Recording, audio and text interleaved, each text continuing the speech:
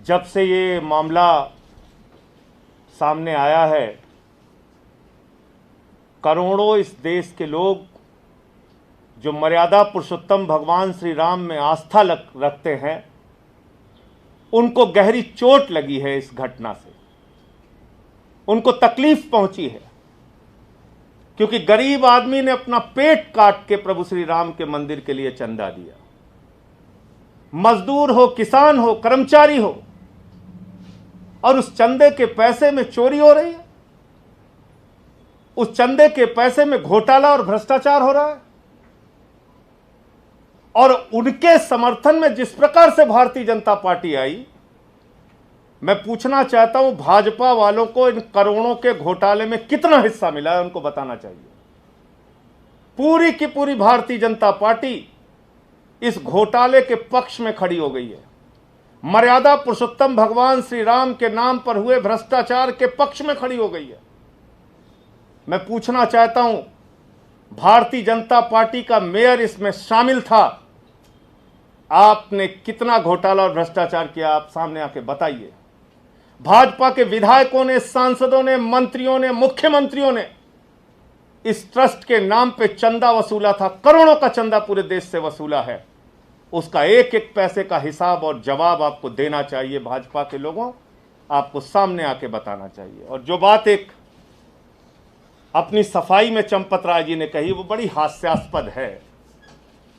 उसमें उन्होंने कहा ये जमीन महंगी है, और ये जमीन कुसुम पाठक और हरीश पाठक से जब खरीदा था अंसारी जी ने और तिवारी जी ने, सुल्तान अंसारी और रवि मोहन तिवारी ने, उस वक्त रजिस्टर्ड अनुबंध बहुत पहले कर लिया था, तो दाम सस्ते रहे होंगे, बाद में हमें महंगा हो गया। अब ये झूठ कितना बड़ा है, यही बता के मैं अपनी बात को खत्म करूंगा।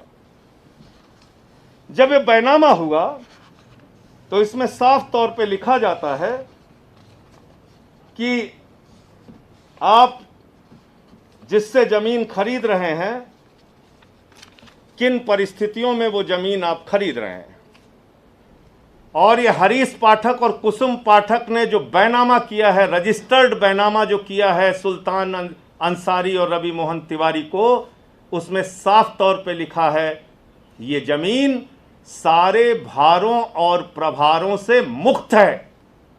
ये जमीन सारे भारों और प्रभारों से मुक्त है।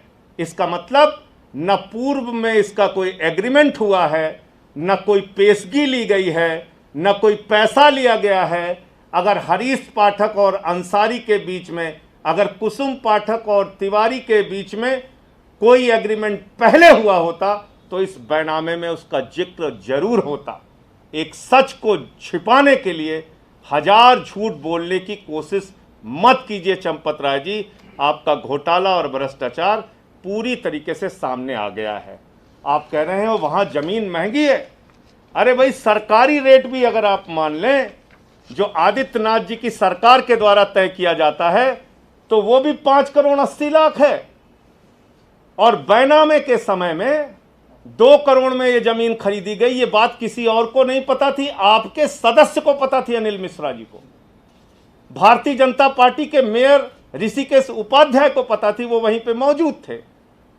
जब आपके ट्रस्ट के एक मेंबर और भाजपा के नेता को ये पता था कि ये 2 करोड़ में जमीन खरीदी गई, तो 5 मिनट बाद 18.5 करोड़ का घोटाला और भ्रष्टाचार क्यों किया गया?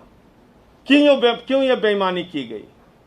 और वहां पर हरीश पाठक भी मौजूद थे, कुसुम पाठक भी मौजूद थे, राम जन्मभूमि ट्रस्ट वाले भी मौजूद थे।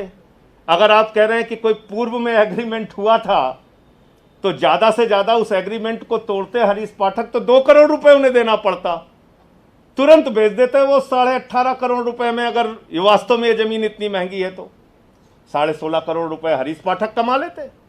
तो इस प्रकार के झूठे तर्कों से अब कुछ नहीं होने वाला है। सारा भ्रष्टाचार और घोटाला सामने आ चुका है।